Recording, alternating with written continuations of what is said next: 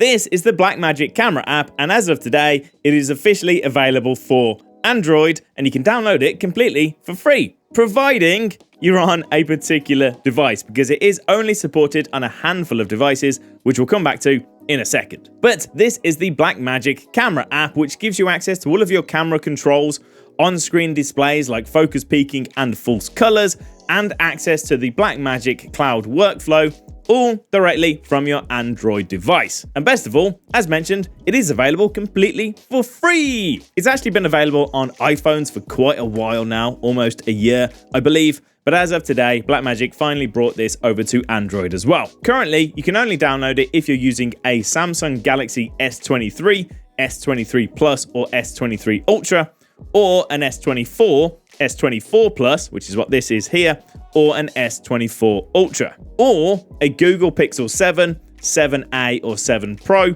or a Google Pixel 8 or 8 Pro, with the Google Pixel 8a being a slightly strange omission there.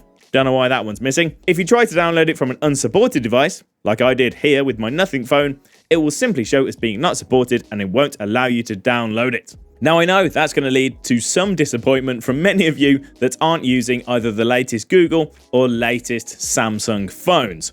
But overall, it is good news. Blackmagic have shown the Android side of things some love, and they finally brought the app over. So those that are using those phones can get stuck in, they can mess around with the camera app, they can start using the cloud workflow and all that sort of good stuff. Although my wife's not very happy because this is her phone and I have stolen it for a few hours. So there you go.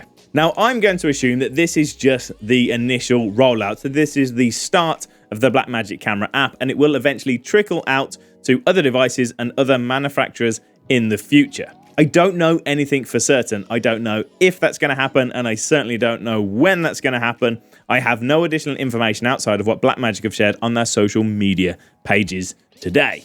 But fingers crossed that does happen. As to why this is the case, we can only kind of hypothesize, speculate, guess at why this may be. We all know the Android ecosystem is far more diverse than the iPhone's ecosystem, for example. There's different manufacturers using different variants of the OS on different hardware, and they probably make different APIs available. Some are probably really open with that sort of thing. Others are maybe really closed off with that sort of thing. We don't really know.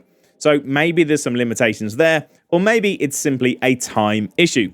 This is a free app, for example, so they're not going to throw tons and tons of resources and money at this thing, trying to get it to work on every single device from day one. It may be that they simply ran the numbers, saw that these Pixel and Samsung devices are the most popular, so they made it work on those initially, and then they'll spend some time trickling it out to other manufacturers in the future. That would kind of make sense. I don't know. Only time will tell, really. We're just going to have to wait and see. As mentioned, this is a V1. It's only been available for a few hours today. Literally launched this morning. I saw it when I first woke up. I've had a quick play with it, and I am happy to report it's good. It has lots of the features from the Apple version. There are a few things missing as of today, but hopefully some of those will come in the future. So let's have a real quick rundown of what's here and what's not. First up, starting off with format and color spaces. One of the big benefits of the iPhone version is that it shoots in ProRes, and of course you get access to Apple Log if you're using one of the latest and greatest iPhones. None of that sort of thing is available on the Android version. We have H.264 and HEVC, which is H.265, and that's available in Rec 709, Rec 2020, HLG10, and HDR10, and as of right now, they are your only options. Of course, we'd love to see more options here, maybe some other log format, maybe even some Blackmagic RAW, maybe, I don't know. We'll just have to wait and see once again. On a similar note, LUT do seem to be missing currently. There's no way to add any of your own LUT from the menu. It's actually missing from the menu system entirely. Resolutions and frame rates will, of course, depend on your device. On this S24 Plus, I have resolutions all the way up to 8K, and the frame rates go all the way up to 60. Quick note on those, there's no 23.976 or 29.97. It's all 24, 25, 30, 50, or 60. The UI, though, is basically identical. It's the very simple, really nice to use, and very recognizable Blackmagic UI, which you'll be very familiar with if you've used any of their pocket cameras or their video assists or anything like that in the past. It's nice, it's simple, it looks good, and it is genuinely really quite easy to use. You've also got lots of on-screen displays to make your life easier. Things like audio monitoring, false colors, histograms. You can switch it over to use shutter angles rather than shutter speed, which is handy. There's focus peaking, there's frame guides, and you can do all of that whether you're shooting horizontally or in portrait mode. Because this does shoot portrait video, if that's what you're into, but they've also included the feature where you can hold your phone in portrait orientation, but actually be shooting landscape video. Now, we'll do that by actually punching into the sensor, so you will lose resolution, you will be cropping in, but in a pinch, if you need to run around like this and take horizontal video, you can. There's also quick access to all of your different lenses, depending, again, on your device. This one's got 3, so I can really quickly switch between the lenses, aka the focal lengths, as required. There's stabilization options, there's exposure controls, there's manual focus, or you can use touch to focus. There's those built-in time codes I mentioned, which allows you to actually sync your clips together from multiple different devices for multicams using that time code, which is pretty handy. At the moment, it all seems to record either directly to the internal storage, or you can use the Blackmagic cloud, which we'll talk about in a second. I did plug in an external SSD, but it didn't seem to pick it up. So that definitely does work on the iPhone, so hopefully that will come in a future update. Now, talking of that cloud workflow, pretty much all of that does seem to be here from day one, which is pretty cool. I actually think that's probably kind of one of the main features, one of the main selling points of this app.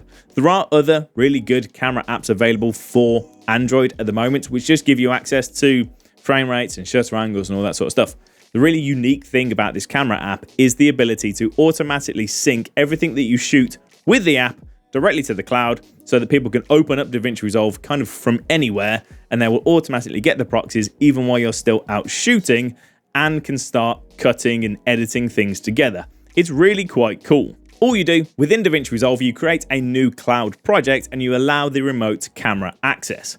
Once that's done, from within the app, you just select that same project. Then you can choose whether to sync the proxies or the proxies and the camera originals. Then, by default, whenever you finish recording anything, the phone will automatically create the proxies for you and upload them directly to the project. So even if you've got that project open, the files will automatically come in to the media pool. You can just drop them on your timeline and start editing away. It's all pretty seamless. You can disable that auto upload option if you prefer, and then you simply need to select the files from kind of the media page on the app, select the ones you want to upload, it will create the proxies and upload them as you go. Then you can just grab the camera originals from your phone, relink those clips, and you're good to go. There's also the chat feature here too. So if someone does have the same project open on the actual full-blown DaVinci Resolve on a PC, Mac, or whatever, you can have a little chat with them while you're out and about.